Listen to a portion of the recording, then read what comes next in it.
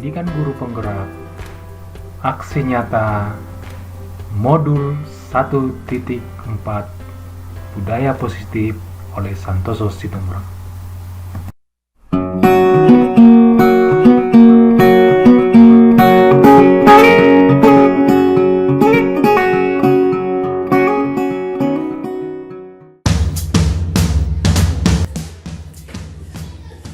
Baik, selamat pagi anak didik kami.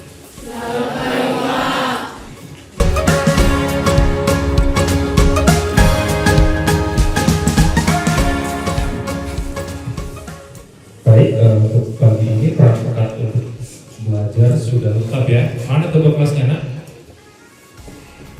Mikrofon, fokus sudah ya? Sudah disediakan ya? Oke, baik. Terima kasih untuk anak didik kami.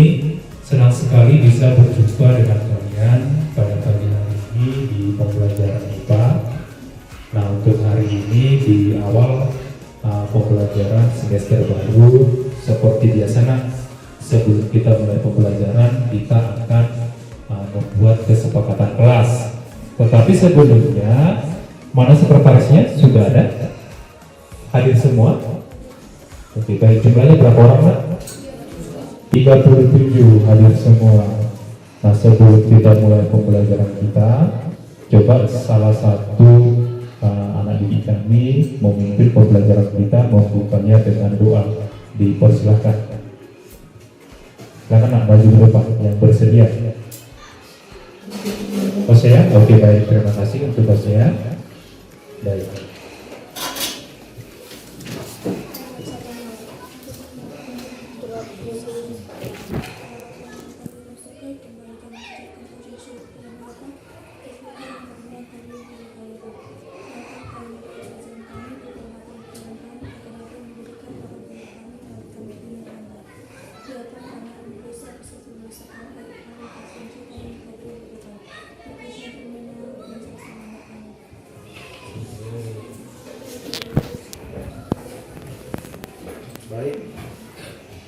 Baik, terima kasih untuk Hosea. Nah, karena kita akan mulai pembelajaran kita, tetapi sebelum kita mulai, kita akan membuat keyakinan kelas supaya ini menjadi budaya yang positif di sekolah kita ini seperti biasanya. Sebelum kita mulai, silakan tangannya di atas meja, posisi duduknya sempurna, fokus. Coba supaya lebih fokus lagi untuk belajar, Bapak kasih waktu selama 1 menit untuk fokus agar lebih konsentrasi untuk mengikuti pembelajaran hari ini. Silakan duduk sempurna, tutup matanya, silakan fokus, silakan ditutup matanya, Pak. Silakan fokus dan tanamkan di dalam hatimu, saya datang ke sekolah ini ingin belajar dan terus belajar. Ya.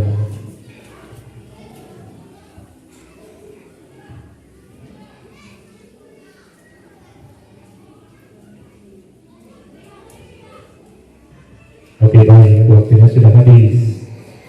Baik, terima kasih untuk anak didik kami. Mudah-mudahan kalian fokus untuk mengikuti kegiatan pembelajaran untuk hari ini. Sebelum kita mulai pembelajaran kita, Bapak ada sejenis kuis. Ini kuisnya dijawab berdasarkan logika saja ya. Nanti setelah Bapak bacakan, ceritakan soalnya, silakan kamu pikirkan. Yang bisa menjawab silakan nanti tunjuk tangan, baru kamu menjawab. Ceritanya seperti ini. Ini sebagai penambah semangat supaya kamu lebih fokus lagi untuk pembelajaran hari ini. Ada kapal selam. Muatan dari kapal selam ini 100 orang. Jadi tiket untuk kapal selam ini jumlahnya hanya 100 orang. Tidak boleh lebih. Sekarang jumlahnya yaitu 99 orang. Ketika penumpangnya itu berarti kurang 1 lagi kan? Masuk 1 orang. Wanita hamil ke dalam kapal itu. Tiba-tiba kapalnya langsung tenggelam. Kenapa? apa? Siapa yang bisa menjawab? Pertama tadi Hosea tunjuk tangan. Silakan Hosea. Kenapa Hosea? Oke, baik. Oke, Maisel tadi tunjuk tangan. Kenapa Maisel? Jadi karena hamil. Jadi penumpangnya lebih ya. Oke, ada lagi yang bisa menjawab? Oke, baik. Ada lagi? Silakan Kak dipikirkan. Satu orang lagi. Tadi ibu sana tunjuk tangan Kak. Apa jawabannya? Karena dia sudah hamil ketika masuk, jadi jumlahnya 101 gitu ya. Padahal penumpangnya tadi harus 100. Oke, baik. Silakan fokus tadi Kak. Itu kapalnya kapal apa? Kapal selam. Kalau wanita hamil itu hitung berapa? 1. Ketika dia masuk, berarti tetap hitung jumlahnya tetap. Berarti penumpangnya sudah pas. Tadi kapalnya kapal apa misalnya? Kalau kapal selam menyelam atau tidak? Iya, makanya dia tenggelam karena penumpangnya sudah pas 100. Jawaban si Hosea tadi tepat, Mak. Karena penumpangnya sudah pas 100, bukan karena wanita hamil dia melahirkan di dalam, tidak. Penumpangnya sudah pas 100, dia tenggelam karena namanya kapal selam. Mana itu? Gak lucu ya? Oke, baik, kita lanjut. Nah, tetap itu supaya kamu lebih fokus lagi ya. Baik. Nah, di dalam pembelajaran IPA, karena ini di awal tahun pembelajaran, kita akan membuat namanya kesepakatan kelas atau keyakinan kelas. Keyakinan kelas ini akan menjadi budaya positif di sekolah kita ini yang akan kita terapkan secara terus-menerus di setiap jenjang. Jadi keyakinan kelas ini keyakinan kelas pada mata pelajaran IPA. Keyakinan kelas ini akan kita sepakati bersama. Jadi ini bukan Bapak yang membuat dan harus kalian lakukan, tidak. Tetapi keyakinan ini kesepakatan kita bersama di setiap pembelajaran, boleh ditambah dan boleh dikurang. Nah, untuk hari ini kita akan membuat kesepakatan itu secara bersama-sama dan kita laksanakan secara bersama-sama di kelas kita ini. Nah, silakan untuk anak didik kami dipersilakan apa hal-hal yang harus kita sepakati atau kita buat keyakinan kelas di dalam kelas kita ini. Boleh memberikan pendapat, silakan. Nah, boleh dengan cara tunjuk tangan. Silakan. Oke, silakan. Nah, si Devi tunjuk tangan. Oke, silakan Devi. Oke, baik. Saya belum si Devi mengatakan pendapatnya. Satu orang untuk menulis ke depan. Kira-kira siapa yang bersedia?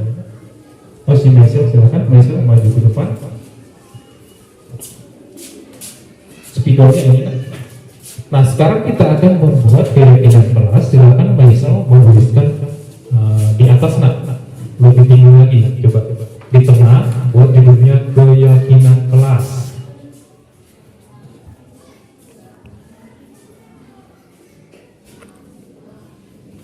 Tulisannya jangan naik gunung ya, Nak. Keyakinan kelas. Oke, baik. Ini keyakinan kelas kita pada pembelajaran IPA. Tadi si Devi tunjuk tangan, silakan maju ke depan. Boleh maju ke depan, Devi.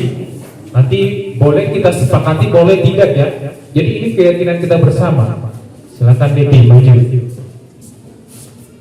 Coba. Menurut saya, keyakinan kelas dari pendapat saya bekerja sama menjaga kebersihan kelas supaya kelas kita bersih dan dapat belajar dengan nyaman. Oke, baik. Terima kasih. Mantap, keren. Si Devi, silakan duduk Devi. Tadi bekerja sama untuk menjaga kebersihan kelas. Silakan ditulis dulu, Maisel. Sepakat nggak kita itu, Nak? Perlu nggak dijaga kebersihan kelas? Perlu ya. Berarti kita setuju. Baik, kata-katanya tadi sudah bagus. Bekerja sama untuk menjaga kebersihan kelas. Oke, baik. Terima kasih untuk si Devi tadi sudah memberikan pendapatnya. Nah, ini boleh ditambah, boleh dikurang, boleh disepakati, boleh tidak. Tetapi ketika ini sudah kita sepakati bersama, ini harus kita terapkan di dalam kelas kita ini. Baik, silakan. Ada lagi, Nak? Yang ini yang pertama. Ada lagi yang ingin memberikan pendapat? Yang kedua, silakan. Tunjuk tangan, boleh. Baik, si Alpino, silakan Alpino maju ke depan.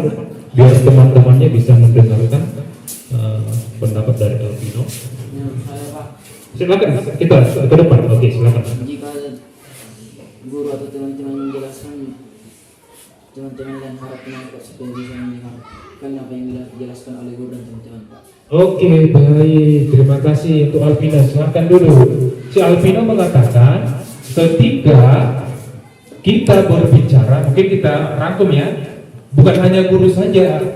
Ketika si Alvino juga berbicara harus didengarkan oleh teman-teman, harus didengarkan oleh Bapak. Ketika Bapak juga berbicara harus kalian dengarkan. Berarti ketika berbicara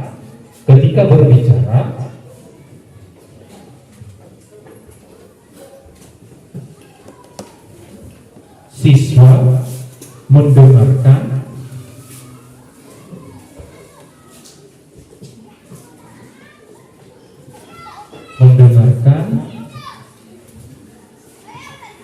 apa? Ketika berbicara siswa mendengarkan guru atau siswa yang berbicara. Kita sepakat itu ya. Jadi kalau misalnya Bapak berbicara seperti ini, kamu harus mendengarkan. Itu artinya jangan ada yang ribut. Nah, ketika misalnya saya tunjuk dari si Alvino yang berbicara, kita mendengarkan, Bapak juga mendengarkan, kalian mendengarkan. Itu kesepakatan. Baik, sudah ada 2 di sini kesepakatan kelas kita. Masih ada lagi yang ingin menambahkan? Oke, baik, silakan Ketua OSIS. Silakan maju ke depan. Oh, keren ini. Baik. Angkat tangan bila ingin berpendapat. Jadi bila ada yang ingin berpendapat, diharapkan untuk tunjuk tangan supaya guru tidak bingung untuk memilih siapa. Oke, baik, keren. Ketua OSIS, mantap. Nah, kalau gurunya tidak bingung supaya lebih tertib ya nak ya. Nah, kalau misalnya ada yang ingin memberikan pendapat, silakan angkat tangan. Jangan langsung dijawab. Misalnya Bapak bertanya pelajaran ini, jangan langsung semua menjawab. Jadi tidak tertib. Kalau misalnya Bapak tanya ada soal, tunjuk tangan dulu, baru kamu menjawab. Seperti ya dengan si ketua kelas, ketua OSIS tadi, angkat tangan ketika ingin memberikan pendapat. Oke, sudah ada 3 di sini. Keyakinan kelas yang sudah kita buat. Angkat tangan ketika ingin memberikan pendapat. Masih ada lagi nak? Oke, silakan maju ke depan. Oke, baik. Semua ingin memberikan pendapat. Menurut saya Pak, menghormati dan saling membantu itu penting supaya kelas ini saling bekerja sama untuk membersihkan kelas ataupun pekarangan sekolah. Oke, mantap, keren. Silakan duduk nah. Oke, baik. Saling membantu dan saling menghargai. Betul kan? Jadi kalau misalnya temanmu pulpennya jatuh di jalan ketika mau datang ke sekolah, pulpen si Mikael ada 2, boleh kan dipinjamkan 1. Jadi saling membantu dan saling menghargai. Ketika pulpennya besoknya sudah ada pulpenmu, kamu kembalikan, kamu hargai, kamu ucapkan terima kasih ya Mikael sudah meminjamkan pulpen. Itu baik. Masih ada lagi nak? Oke, si Mikael, silakan maju ke depan. Menurut saya Pak, setiap murid bebas dalam berpendapat atau bertanya pada pelajaran yang guru. Mantap, keren si Mikael. Nah, kadang kalau di SMP itu kalian ada materi yang Bapak ajarkan, setiap murid berhak memberikan pendapat. Ada materi yang kurang kalian pahami, tapi takut, mungkin salah mandek. Tidak apa-apa, semua berhak. Baik mulai dari belakang ke samping itu semua berhak untuk memberikan pendapat. Caranya tadi kita sepakat, tunjuk tangan. Kalau ada materi yang tidak dipelajari, silakan tunjuk. Yang tidak dipahami, silakan tunjuk tangan. Silakan memberikan pendapat. Oke, baik. Masih ada lagi? Si dari Maisal ada? Oh, ada. Oke, silakan. Oke, juru tulis kita rupanya ada yang tersimpan di hatinya untuk kesepakatan kelas kita? Silakan saya dari dengar teman-temannya. Untuk memperlancar pelajaran di pagi hari, Pak, kita harus hadir tepat waktu di kelas supaya tidak belajar. Oke, mantap, keren. Hadir tepat waktu di dalam kelas, itu maksud dari semester. Betul ya. Kalau misalnya kita di sini masuknya jam 8, kamu harus hadir jam 8. Baik, anak didik kami, tadi kita sudah sepakat membuat keyakinan kelas di sini. Nah, ada yang mau ditambah atau ada yang mau dikurang dari ke-6 keyakinan kelas ini yang sudah kita sepakati bersama? Pas? Oke, baik, silakan duduk Maisel. Terima kasih sudah menulis keyakinan kelas yang akan kita sepakati bersama pada pembelajaran IPA ya, Nak ya. Nah, yang pertama akan Bapak bacakan ulang untuk keyakinan kelas kita di kelas 9 ini. Yang pertama, bekerja sama untuk menjaga kebersihan kelas. Yang kedua, ketika berbicara siswa mendengarkan guru atau siswa, saya ulangi, maaf, ketika berbicara siswa mendengarkan guru atau siswa yang sedang berbicara. Yang ketiga, angkat tangan ketika ingin memberikan pendapat. Yang keempat, saling membantu dan saling menghargai. Yang kelima, setiap murid berhak memberikan pendapat. Yang keenam, hadir tepat waktu di dalam kelas. Kita sepakat dengan ini, anak didik kami? Sepakat ya? Baik. Ini akan menjadi budaya positif di sekolah kita. Ini akan Bapak ketik di print dan akan kita tempel di sini. Dan kesepakatan ini boleh ditambah dan boleh dikurang. Sampai di sini ada yang ingin ditanyakan? Tidak ada. Baik, demikianlah untuk kesepakatan belajar kita atau keyakinan kelas kita di kelas 9 pada mata pelajaran IPA. Baik, terima kasih.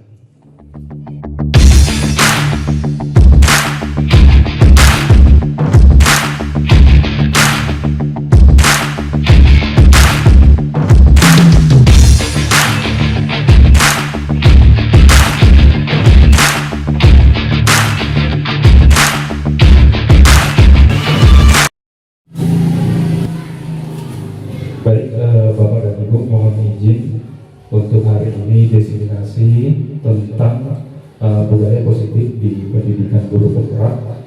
Untuk diseminasinya yaitu tentang budaya positif di SMP 1 Atap Negeri 5 Pangandaran.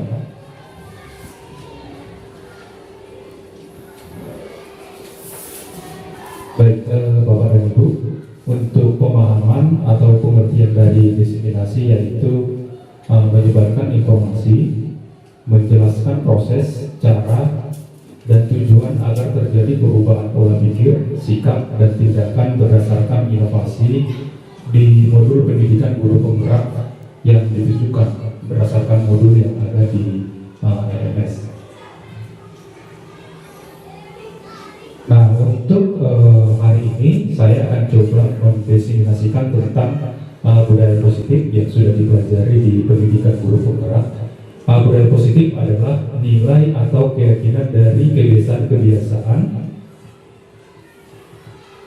di sekolah yang berpihak pada peserta didik sehingga peserta didik menjadi pribadi yang bijaksana dan bertanggung jawab.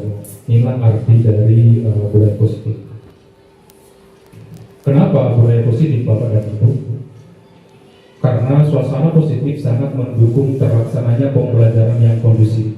Suasana positif akan membuat lingkungan belajar lebih menyenangkan sehingga proses belajar dapat berjalan tanpa beban dan tanpa tekanan, melainkan keinginan dan kesabaran dari dalam diri peserta didik.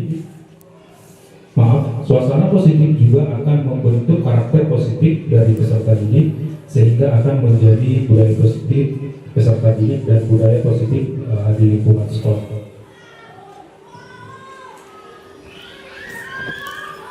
Yang pertama yaitu tentang perubahan paradigma teori kontrol, yaitu ilusi bahwa guru dapat mengontrol murid. Yang kedua, ilusi bahwa kritik dapat membuat semua orang merasa bersalah. Yang ketiga, ilusi bahwa semua penguatan positif efektif dan bermanfaat.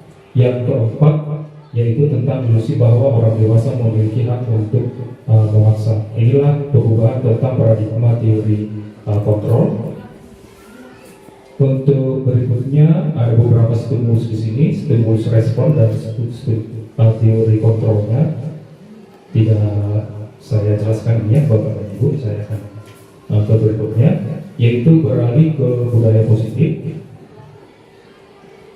Budaya positif ini akan mempelajari tentang disiplin positif dan nilai-nilai kebajikan universal. Yang kedua tentang teori motivasi, hukuman, penghargaan dan restitusi. Yang ketiga yaitu tentang keyakinan kelas. Yang keempat kebutuhan dasar manusia. Yang kelima restitusi 5 posisi kontrol, dan yang keenam restitusi segitiga restitusi. Jadi ini modul yang akan dipelajari di modul 1.4 budaya positif di pendidikan guru penggerak. Yang pertama yaitu disiplin positif dan nilai-nilai kebajikan. Apakah makna disiplin? Menurut Bapak Ki Hajar Dewantara menyatakan bahwa untuk mencapai kemerdekaan atau dalam konteks pendidikan kita saat ini dan untuk menciptakan murid yang berbeda, syarat utamanya adalah harus ada disiplin yang kuat. Disiplin yang dimaksud adalah disiplin diri, yaitu memiliki motivasi internal. Jika kita tidak memiliki motivasi internal, maka kita memerlukan pihak lain untuk mendisiplinkan kita. Berikutnya Bapak dan Ibu, apakah makna disiplin? Kata disiplin juga sering dihubungkan dengan hukuman.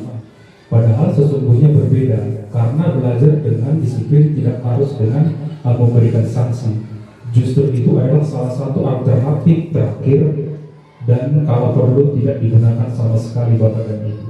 Jadi sebenarnya kalau di sekolah itu tidak boleh menghukum, karena disiplin dan menghukum itu berbeda. Di keterangan berikutnya nanti akan diberikan solusi-solusi tentang itu Bapak dan Ibu. Kata disiplin tidak saya jelaskan lagi di sini teorinya dari mana. Disiplin positif adalah pendekatan yang digunakan untuk mendidik anak, melakukan kontrol diri dan pembentukan kepercayaan diri. Yang pertama, tanpa kekerasan dan tanpa ancaman, melainkan komunikasi tentang perilaku secara efektif antara guru dan peserta didik. Yang kedua, peserta didik diajarkan untuk memahami konsekuensi dari perilaku mereka dan menumbuhkan rasa tanggung jawab dalam diri mereka. Yang ketiga, menumbuhkan kesadaran serta memberdayakan peserta didik untuk melakukan sesuatu tanpa sokongan, ancaman, ataupun hukuman. Nah, bagaimana cara untuk menerapkan disiplin positif? Yang pertama, Bapak dan Ibu, kenalkan disiplin sejak dini kepada siswa kita. Yang kedua, diskusikan setiap aturan dan kesepakatan yang dibuat. Yang ketiga, berikan konsekuensi logis. Yang keempat, bersifat tegas dan bukan marah. Apa manfaat disiplin positif? Yang pertama, dapat menumbuhkan kepercayaan diri anak. Yang kedua, dapat mendukung kemandirian anak dan rasa bertanggung jawab atas dirinya. Yang ketiga, dapat mendukung lingkungan yang lebih baik di dalam sekolah maupun di dalam keluarga. Disiplin positif Bapak dan Ibu akan melahirkan nilai-nilai kebajikan, yaitu profil pelajar Pancasila seperti yang kita ketahui ada 6 profil pelajar Pancasila. Yang pertama, beriman bertakwa kepada Tuhan Yang Maha Esa dan berakhlak mulia, berkebinekaan global, gotong royong, kreatif, bernalar kritis, dan mandiri. Yang kedua yaitu teori motivasi, hukuman, penghargaan, dan restitusi. Nah, di sini Bapak dan Ibu kita akan belajar tentang teori-teori motivasi, hukuman, dan restitusi. Yang pertama, motivasi merupakan dorongan yang timbul pada diri seseorang secara sadar atau tidak sadar untuk melakukan suatu tindakan dengan tujuan tertentu. Yang pertama, untuk menghindari ketidaknyamanan dan hukuman murid melakukan disiplin diri karena takut dihukum. Yang kedua, untuk mendapatkan imbalan atau penghargaan dari orang lain. Yang ketiga, untuk menjadi orang yang mereka inginkan dan menghargai diri sendiri dengan nilai-nilai yang mereka percaya. Inilah tujuan dari motivasi. Di sini ada teori motivasi, hukuman, penghargaan, dan restitusi. 3 motivasi perilaku manusia. Yang pertama, tujuannya itu untuk menghindari dari ketidaknyamanan dan hukuman. Ini ini disebut namanya motivasi eksternal. Yang kedua untuk mendapatkan imbalan atau penghargaan dari orang lain, ini juga disebut namanya motivasi eksternal. Dan yang ketiga untuk menjadi orang yang mereka inginkan dan menghargai diri sendiri dengan nilai-nilai yang mereka percaya, ini namanya motivasi internal dari dalam diri. Di sini ada penjelasan beberapa motivasi eksternal dan internal, Bapak dan Ibu. Nah, berikutnya perbedaan antara hukuman, konsekuensi, dan restitusi. Apa perbedaan antara hukuman, konsekuensi, dan restitusi? Ketika kita berbicara tentang tindakan dan akibat dari suatu perbuatan yang salah, tiga istilah yang sering muncul adalah hukuman, konsekuensi, dan restitusi. Meskipun terkait erat satu sama lain, ketiga hal tersebut memiliki perbedaan yang penting. Yang pertama, hukuman adalah sesuatu yang dijatuhkan kepada pelaku ketika langsung melakukan kesalahan. Sedangkan konsekuensi memberikan pilihan-pilihan jalan keluar kepada pelanggar. Yang ketiga, restitusi memberi pilihan-pilihan alternatif yang bisa dipilih pelanggar agar dapat menyelesaikan masalahnya. Nah, Bapak dan Ibu, ini bisa kita lihat apakah ini hukuman atau konsekuensi. Yang pertama, lari mengelilingi lapangan basket 2 kali karena terlambat hadir ke sekolah. Menurut Bapak dan Ibu, ini hukuman atau konsekuensi? Ada yang bisa Bapak dan Ibu ini hukuman ya? Oke, baik. Yang kedua, membersihkan coretan yang dibuat dari meja tulis. Hukum. Oke, ada konsekuensi, ada hukuman.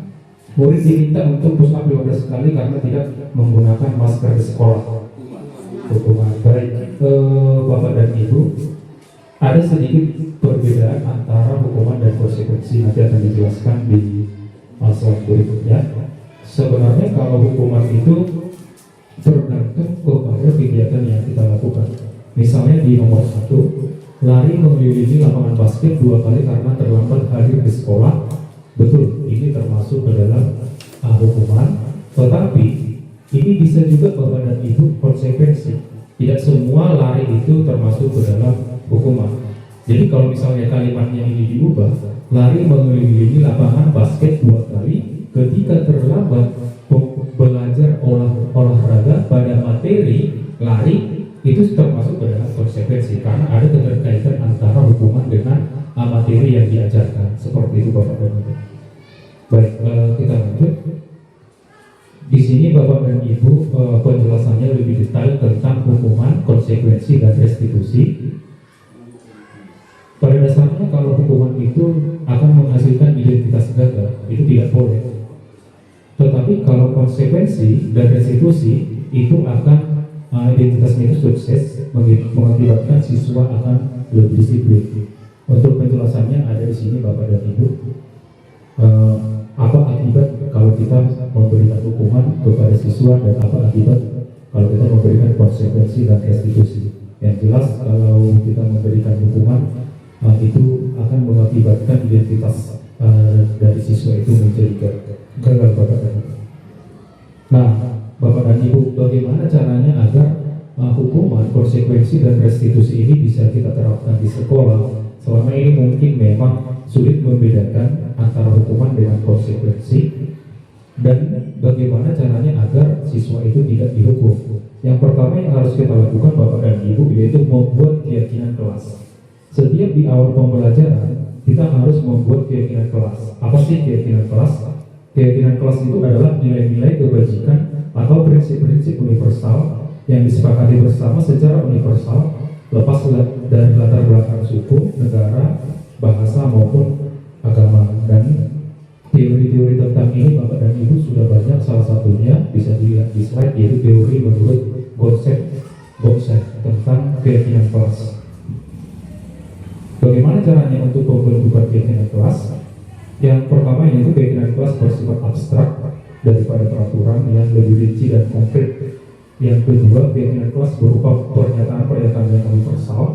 Yang ketiga, pernyataan keyakinan kelas senantiasa dibuat dalam bentuk positif. Yang berikutnya, keyakinan kelas hendaknya tidak terlalu banyak sehingga mudah diingat dan dipahami. semua warga kelas sebaiknya ikut berkontribusi dalam membuat keyakinan kelas lewat aturan pendapat. Yang berikutnya yang terakhir, bersedia meninjau kembali keyakinan kelas dari waktu ke waktu.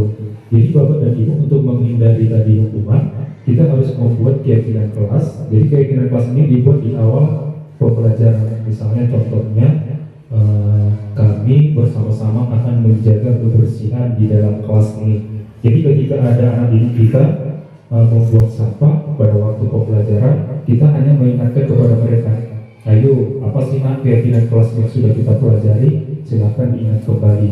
Seperti itu Bapak dan Ibu. Nah, keyakinan kelas itu disepakati bersama dan dibaca dan ditulis, ditempel di dalam kelas. Tadi di sini Bapak dan Ibu, keyakinan kelas itu bisa diubah dari waktu ke waktu. Berikutnya contoh keyakinan kelas, salah satunya hormat. Kami meyakini bahwa sangat penting untuk menghormati semua orang dan barang-barang milik orang. Nah, ini contoh keyakinan kelas dengan kata-kata yang dipergunakan di sana Bapak dan Ibu. Jadi dia agak sedikit berbeda dengan peraturan-peraturan yang dibuat di sekolah. Misalnya tentang bekerja, kami meyakini bahwa sangat penting untuk mengerjakan segala pekerjaan atau mengikuti kegiatan yang telah ditugaskan. Jadi ini kesepakatan kita bersama di dalam kelas sesuai dengan mata pelajaran kita. Berikutnya yaitu 5 kebutuhan dasar manusia. Setiap perilaku manusia adalah bentuk usaha pemenuhan kebutuhan dasarnya. Ada 5 Bapak dan Ibu. Yang pertama, kebutuhan bertahan hidup. Yang kedua, kasih sayang dan rasa diterima. Yang ketiga, kebutuhan pengakuan atas kemampuan. Yang keempat, kebebasan atau kebutuhan akan pilihan. Yang kelima, kesenangan. Inilah kebutuhan dasar dari manusia.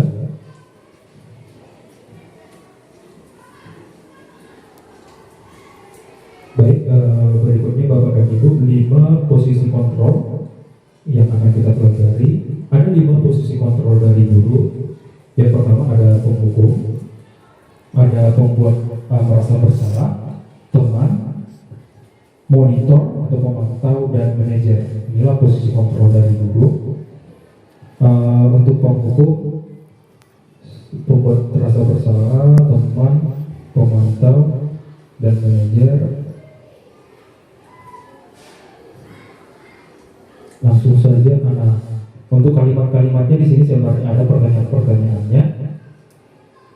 Saya kecewa sekali dengan kamu. Nah, ketika kita mengatakan seperti ini ke Bapak dan Ibu kepada siswa kita, berarti posisi kita sebagai guru yaitu membuat orang merasa bersalah. Tadi ada 5 tadi posisi kontrolnya. Kalau misalnya kita ketika mengambil siswa, saya tidak pernah benar melakukannya. Kamu tidak pernah melakukannya. Jadi Joko. Kalau kita mengatakan seperti itu, berarti posisi kontrol kita sebagai penghukum. Ayolah lakukan demi ibu dan bapak. Kalau misalnya kita melakukan seperti itu, berarti kita posisi kontrolnya sebagai teman. Apabila kamu mau mendapatkan stiker bintang hari ini, apakah kamu mau mendapatkan stiker bintang hari ini? Nah, itu namanya posisi kontrolnya pemantau. Atau misalnya, apakah kamu mau mendapatkan nilai bagus hari ini? Itu disebut posisinya pemantau. Berikutnya, bagaimana kamu bisa menyelesaikan masalah ini? Ini disebut manajer. Kamu selalu yang paling terakhir. Ini posisi kontrolnya Bapak dan Ibu sebagai penghukum. Nah, ini dari 5 teori tersebut Bapak dan Ibu, kita bisa melihat posisi kita dan cara kita untuk menghadapi siswa di sekolah kita masing-masing. Kalau untuk posisi kontrol ada 5 tadi, penghukum dan pembuat merasa bersalah, ini akan mengakibatkan identitas siswa itu gagal Bapak dan Ibu. Tetapi kalau kita jadi teman, pemantau atau manajer, itu akan membuat posisi kontrolnya itu identitas kepada siswa itu akan menjadi sukses Bapak dan Ibu. Untuk pengertian dan pemahamannya ada di sini Bapak dan Ibu. Kita boleh nanti berdiskusi tentang itu. Saya lanjutkan. Yang berikutnya yaitu tentang segitiga restitusi. Pengertiannya menurut dosen, proses menciptakan kondisi bagi murid untuk memperbaiki kesalahan mereka sehingga mereka bisa kembali pada kelompok mereka dengan karakter yang lebih kuat. Melalui restitusi, guru dapat yang pertama membantu murid lebih memiliki tujuan disiplin positif serta memulihkan dirinya setelah berbuat salah. Berikutnya, membantu murid untuk jujur terhadap diri serta diri sendiri dan mengevaluasi dampak dari kesalahan yang dilakukan. Berikutnya, memberikan penawaran dan bukan paksaan. Segitiga restitusi merupakan tahapan tindakan yang dilakukan guru yang bertujuan agar peserta didik dapat mencari solusi untuk masalahnya sendiri, Bapak dan Ibu. Nah, ada 3 tahap dari segitiga restitusi ini. Yang pertama, menstabilkan identitas. Yang kedua, validasi tindakan yang salah. Yang ketiga, menanyakan keyakinan. Di sini ada cara-caranya bagaimana tadi tahapan, yaitu misalnya menstabilkan identitas, ada cara-caranya di sini Bapak dan Ibu. Validasi tindakan yang salah juga ada caranya, menanyakan keyakinan juga ada caranya Bapak dan Ibu. Nah, itu saja mungkin yang bisa saya jelaskan Bapak dan Ibu. Mungkin kalau ada yang mau ditanyakan, kita boleh berdiskusi. Terima kasih. Oke, baik. Terima kasih Bapak dan Ibu untuk hari ini. Terima kasih untuk kesediaannya untuk berbagi di diskusi hari ini. Selamat siang untuk kita semua. Poras.